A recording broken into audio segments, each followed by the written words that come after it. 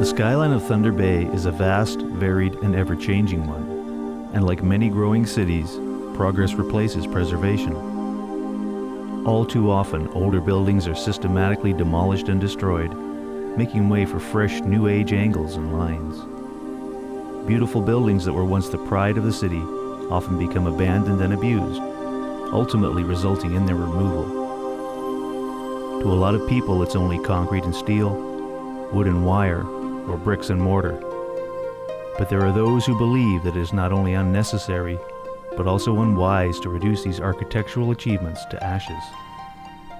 Thankfully, there's at least one architect in the city of Thunder Bay that not only designs new buildings, but more importantly has the power, passion, and influence to save as many of these old structures as he can. That person is Ahsanul Habib. He was born in Bangladesh, and it was there that he began his education to become an architect. He decided to finish his education in Ankara, Turkey, but upon completion of his studies, he did not return to his homeland due to military conflict and turmoil. Well, after I finished my school, I really couldn't go back to Bangladesh because there was a war going on. And during war, there is really no work for architects. People are destroying buildings, not building it. Habib describes his work as an architect as an abstract form of art and architecture melded into one. One thing I always liked is how you kind of use form and color and things, like concept of art into buildings. Habib is a firm believer in the theory of sustainable green architecture, the concept of reducing the amount of new materials used in buildings, as well as reducing water and other natural resource consumption. I started that 20 years ago. What I realized that sustainable society, sustainable architecture is very important. One of Habib's most recent contributions to the green movement is the Superior EMS building. It is a very modern building with design for LEED Gold, which is reusing materials. But even with the advantages of building a new structure from scratch, Habib believes that people need to remember what is lost when we merely demolish old buildings. 60-70% of the buildings is reused. You save all that energy, massive amount of energy and resources that we don't have to reproduce.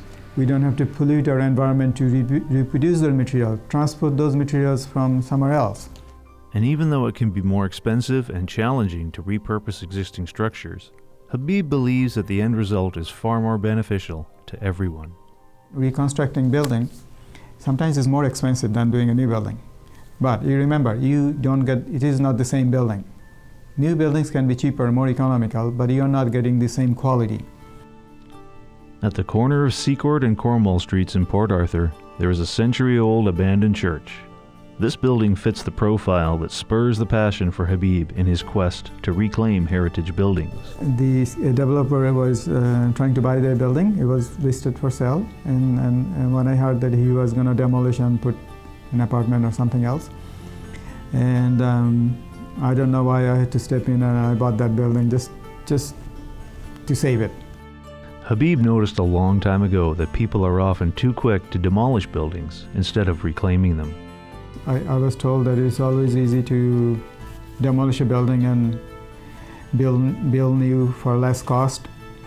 And that's when I realized that it's not you're just demolishing a building, you're demolishing part of our culture when you do that. Unlike new buildings, Habib finds it frustrating to find financial support for his repurposed buildings. No one gave me financing. I knocked almost every door and I was not successful getting the funding to do it, but once it was done, then I had financing available after that. Of the major projects that Habib has in progress, one is the former Fort William Collegiate Institute, built in 1919. I have also bought the former FWCI school. It's a heritage building. And I want to, again, the reason I bought the building is to make sure that this building gets reconstructed and preserved. The craftsmanship and attention to detail throughout the old school is definitely old world and first class. The materials used on building is unparalleled. You can never replace those, and those are real. The stone and the workmanship is real. In 2002, when the city's new hospital was being built, they put out a proposal seeking ideas for repurposing one of the old sites. That's when Habib took on his largest project to date. The former McKellar Hospital is becoming McKellar Place, featuring retirement condominiums on the top 6 levels and commercial space in the basement. We finished phase 1 of that project, part of the project. Most of the project is already completed, and we are now going into phase 2 of that reconstruction. That has been probably the largest project I have undertaken. Habib has completed 100 of the 103 suites being built and the majority of construction on the inside, but still has plenty of finishing to do. When you do it, you have to do it right. Like when you choose the carpet and the furniture and quality, you can save money by making it cheap, and then we have to replace it, right? Habib's future plans include the old Capitol Theater, the Roy Building, and the site of the old CIBC Bank on Victoria Avenue. Although only the pillared facade remains, he felt it needed saving. Fire destroyed that building, and it was a heritage building.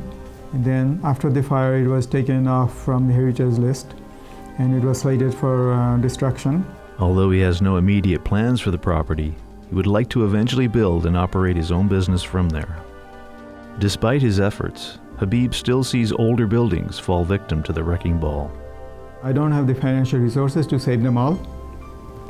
It puts a lot of strain in my operations, to have to pay for this building, sit on it until time comes, and it becomes very, very challenging.